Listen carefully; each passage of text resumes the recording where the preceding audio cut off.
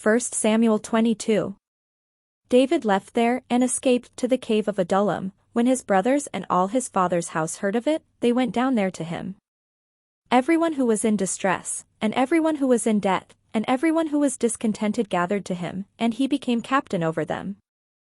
Those who were with him numbered about 400. David went from there to Mizpeh of Moab. He said to the king of Moab, "Please let my father and mother come to you, until I know what God will do for me." He left them with the king of Moab, and they stayed with him all the time that David was in the stronghold. Then the prophet Gad said to David, "Do not remain in the stronghold, leave, and go into the land of Judah." So David left, and went into the forest of Hereth. Saul heard that David and those who were with him had been located. Saul was sitting at Gibeah, under the tamarisk tree on the height, with his spear in his hand, and all his servants were standing around him. Saul said to his servants who stood around him, "Hear now, you Benjaminites, will the son of Jesse give every one of you fields and vineyards? Will he make you all commanders of thousands and commanders of hundreds? Is that why all of you have conspired against me? No one discloses to me when my son makes a league with the son of Jesse. None of you is sorry for me or discloses to me that my son has stirred up my servant against me, to lie in wait, as he is doing today."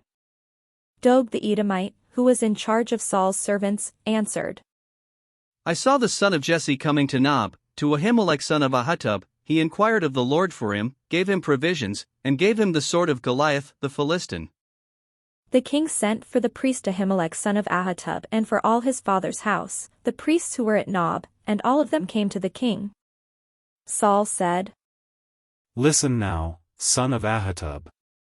He answered, "Here I am, my lord." Saul said to him, "Why have you conspired against me, you and the son of Jesse, by giving him bread and a sword, and by inquiring of God for him, so that he has risen against me, to lie in wait, as he is doing today?" Then Ahimelech answered the king, "Who among all your servants is so faithful as David? He is the king's son-in-law, and is quick to do your bidding, and is honored in your house. Is today the first time that I have inquired of God for him? By no means.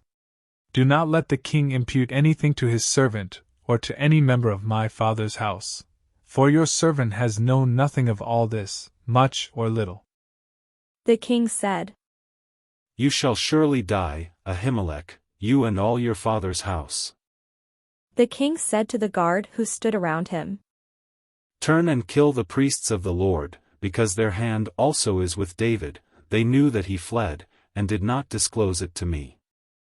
But the servants of the king would not raise their hand to attack the priests of the Lord. Then the king said to Doeg, "You, Doeg, turn and attack the priests." Doeg the Edomite turned and attacked the priests. On that day he killed 85 who wore the linen ephod. Nob, the city of the priests, he put to the sword, men and women, children and infants, oxen, donkeys, and sheep, he put to the sword. But one of the sons of Ahimelech son of Ahitub, named Abiathar, escaped and fled after David. Abiathar told David that Saul had killed the priests of the Lord.